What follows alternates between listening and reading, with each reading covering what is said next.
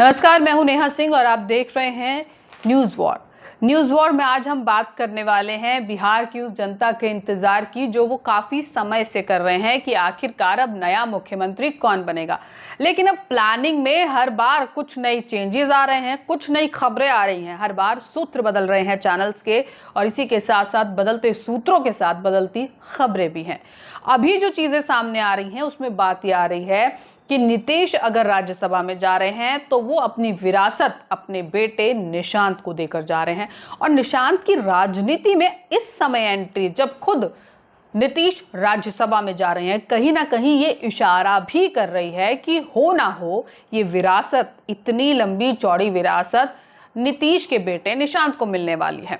उधर अगर हम विपक्ष की बात करें तो विपक्ष का कहना है विदाई तो दी जा रही है नीतीश को, Z+ सुरक्षा भी दी जा रही है, कहीं ना कहीं बीजेपी पूरी तैयारी में नजर आ रही है। लेकिन इस बीच विपक्ष हमलावर ज्यादा हुआ है। और हमलावर क्यों हुआ है? होम मिनिस्ट्री के एक लेटर की वजह से, जिसमें यह बताया गया है कि Z+ सुरक्षा दी जाएगी, सम्मानजनक विदाई होगी, और इसी के साथ साथ ये भी कहा गया है कि जो घर है वो भी उन्हें, उसकी भी तैयारियां चल रही हैं कि किस तरह से घर दिया जाएगा। यानी कि उनकी विदाई की जो तैयारियां हैं उसे लेकर एक लेटर गृह विभाग की तरफ से, होम मिनिस्ट्री की तरफ से मिला है।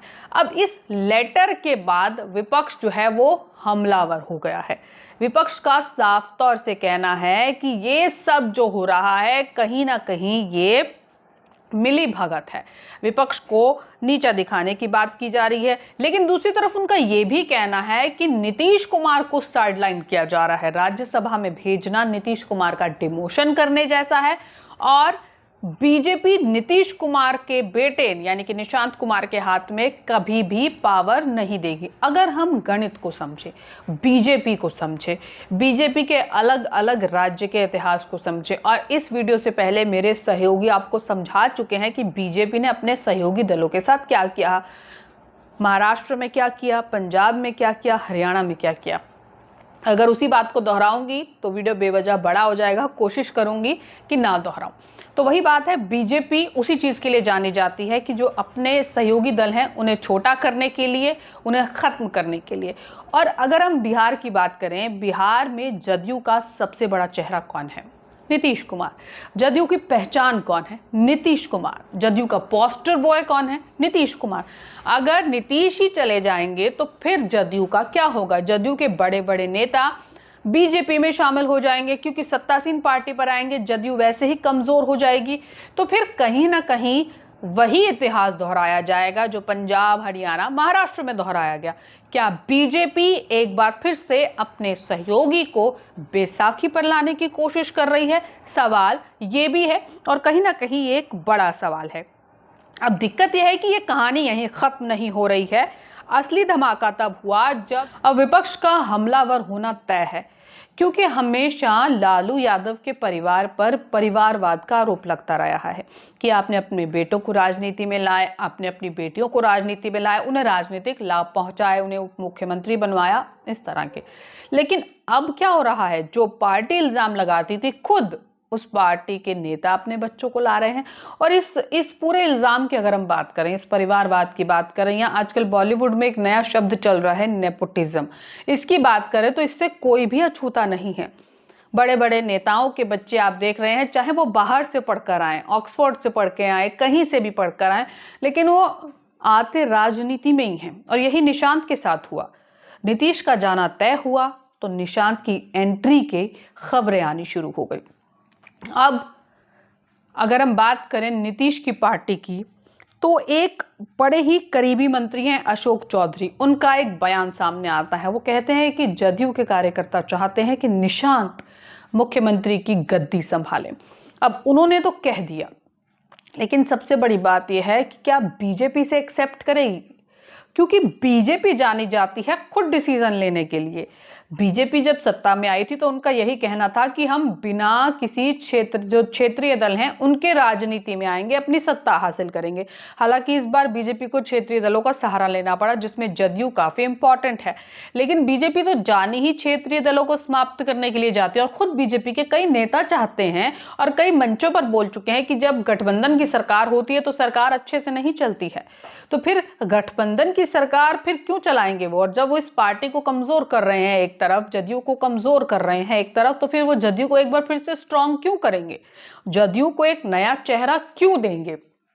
और अगर डिसीजन लेना भी है निशांत को मुख्यमंत्री बनाने का, तो बीजेपी यही चाहेगी कि ये पावर उन्हीं के हाथ में हो, वो खुद डिसाइड करें, जदयू के नेता कुछ भी बोलते रहें। और यही हो रहा है, अब बीजेपी पर दबाव बनाने की कोशिश हो रही है, लेकिन ये एक रणनीति के तहत भी हो सकता है, क्योंकि जदयू भी नहीं चाहती कि जदयू बैकएंड पर आए। इतने सालों तक आपकी पार्टी का राज रहे और फिर अचानक आपको बैकएंड पर आना पड़े, ये जदयू को भी मंजूर नहीं होगा। यदा कदा अगर अपनी नाराजगी जाहिर करनी थी तो नीतीश करवा देते थे, लेकिन क्या अब जदयू वो नाराजगी जाहिर कर पाएगी।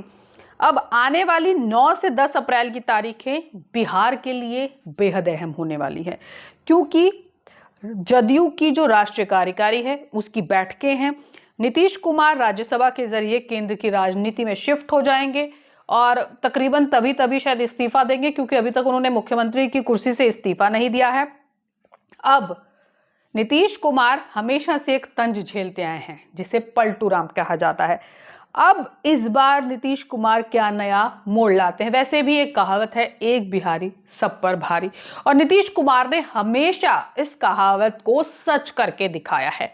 वो ऐसा पलटते हैं कि राजनीति के बड़े बड़े जानकार भी हतप्रभ रह जाते हैं, लेकिन सत्ता वो अपने हाथ से नहीं जाने देते, चाहे उन्हें कोई भी पलटी मारनी हो। सत्ता घूम फिर के, चाहे कान इधर से पकड़िए चाहे कान उधर से पकड़िए, सत्ता की कुर्सी नीतीश के हाथ में रहती है। अब यही सत्ता की कुर्सी नीतीश छोड़कर जा रहे हैं, तो बड़ा सवाल ये भी है कि नीतीश इस बार पलटेंगे या नहीं पलटेंगे, और पलटेंगे तो फिर कैसा पलटेंगे। अब देखना दिलचस्प होगा कि क्या होगा। अब इस बीच नीतीश कुमार की अगर हम बात करें, अशोक चौधरी की बात करें, ये नीतीश कुमार के करीबी हैं, लेकिन जदयू के और भी नेता हैं, वो इस पूरे मामले पर क्या कहते हैं। और दूसरी बात, अगर निशांत को वो कुर्सी मिलती है, इफ एंड बट के साथ अगर हम इस बात पर डिस्कस करें, तो क्या निशांत नीतीश जैसा ऑरा कायम कर पाएंगे। नीतीश का अपना एक ऑरा है। अब अगर निशांत कई बार खबरों में आते हैं, विजुअल्स उनके आते हैं, तो उनकी बॉडी लैंग्वेज पर डिस्कस होता है कि वो बॉडी लैंग्वेज नहीं है, ढीले से चलते हैं, कॉन्फिडेंस नहीं है।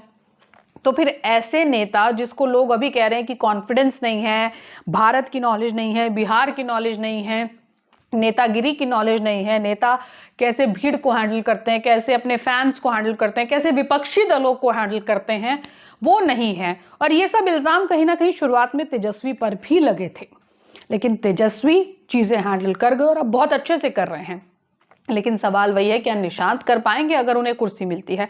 अब इंतजार कुछ दिन का रह गया है। आज 6 तारीख है, 9 से 10 तारीख के बीच सब कुछ डिसाइड होगा।